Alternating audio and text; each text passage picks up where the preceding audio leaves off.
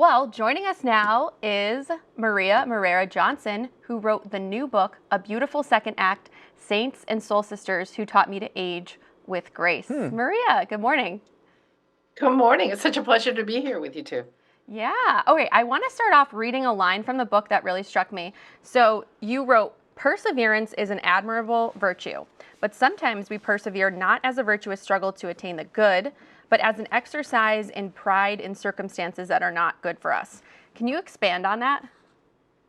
Yeah, so I grew up in a generation where we were told to see things through, and we raised our children the same way. You sign up to take band, you finish the season for band. If you sign up to play baseball, you finish the season to play baseball. But sometimes we can find ourselves in situations that are not healthy for us, either physically or emotionally or spiritually. And I thought about that at length because I was in a work situation where the environment was increasingly hostile to my values. It was in upper education. A lot of things were shifting and changing, and I found myself increasingly incompatible with the situation. And I stayed there because I thought that I could right the ship, and it was just a realization that it was too much for me to do alone, and that it was impacting me in ways that were not good for me. And so I had to go through a lot of discernment to say, well, maybe it's time to just take an early retirement and move on to the next thing that God has for me. A beautiful second act, you call it. And many of our viewers, Maria, I'm thinking of Kevin Nelson. I'm looking at him on the news desk over there. Many of our viewers and also our employees have grown children and might be wondering, what do I do now that I'm an empty nester? So what's your encouragement to them? Oh, I say be open to all the excitement that is ahead. You hear that, Sometimes Kev? closing.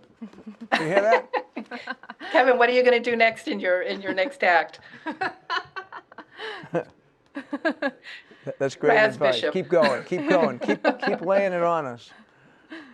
That's right. But anyway, yeah, I think that we can just move forward. God has so many beautiful things in store for us. And I find myself in a place where I could look back on my life and say, "Oh, I see the hand of God in all of these movements that have prepared me for what I'm doing now." That is really the culmination of all of my gifts. And also, Maria, you call on the wisdom of the female saints and what you call, quote, soul sisters to help you in the aging Yes. with grace.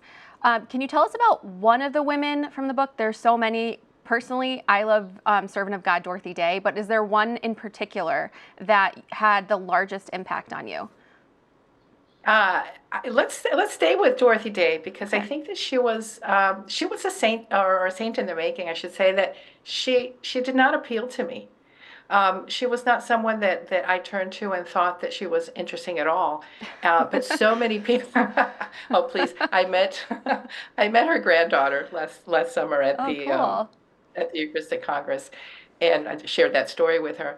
And I read her beautiful autobiography, The Long Loneliness, and I was absolutely enthralled by her. And I thought, my goodness, here's a saint that I just didn't give any kind of attention to.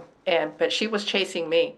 So I loved her. And part of the thing that I do in this book is that I pair these saints with contemporary women or historical women that are not necessarily Catholic, but that have really beautiful human virtues.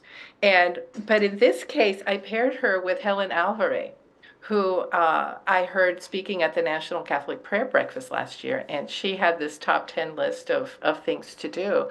And one of the items on that list was to be a disciple first in all the work that you do.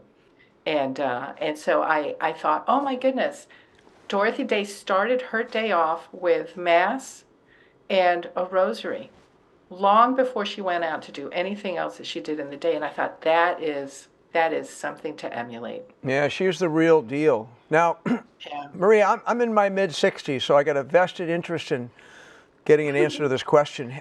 What have you found to be the hardest part of aging, and what's the easiest or perhaps the best part?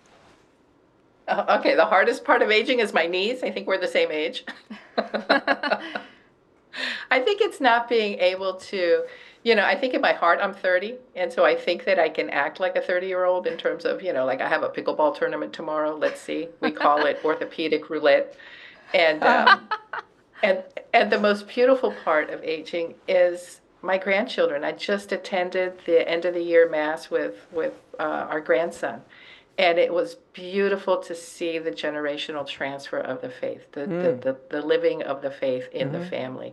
And grandmothers may be the keepers of the faith, but the whole family participates in that, and so it was beautiful to see my grandson, who said, one time we were out in public and there was a crucifix, and he goes, "Do they know Jesus?"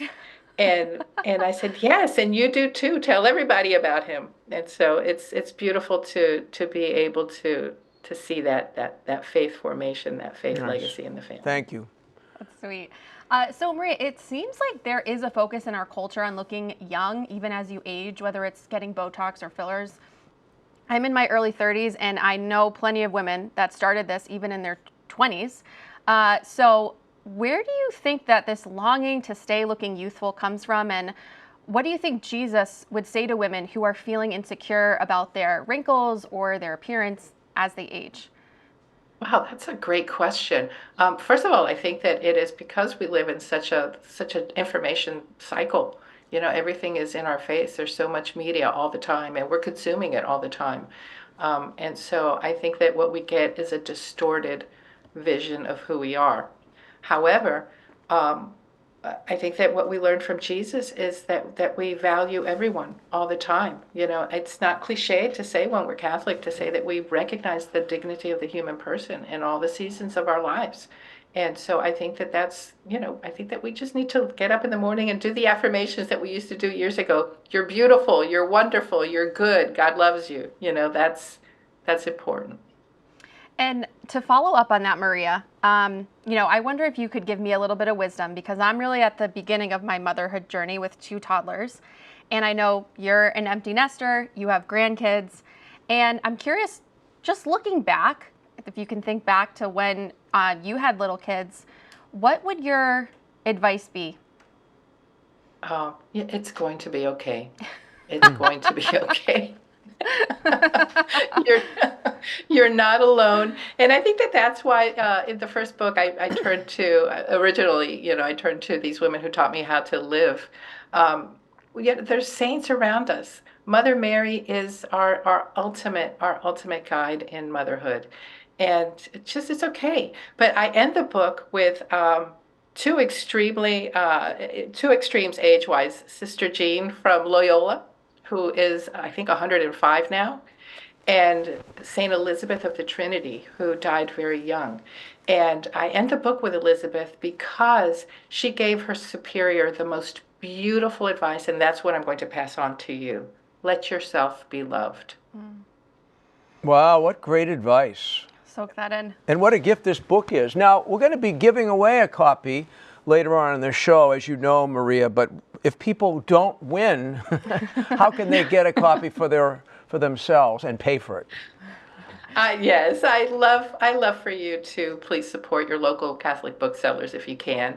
But of course, it's always online at Amazon and other booksellers online. And of course, you could always go to AveMariaPress.com and get your copy there. Aha.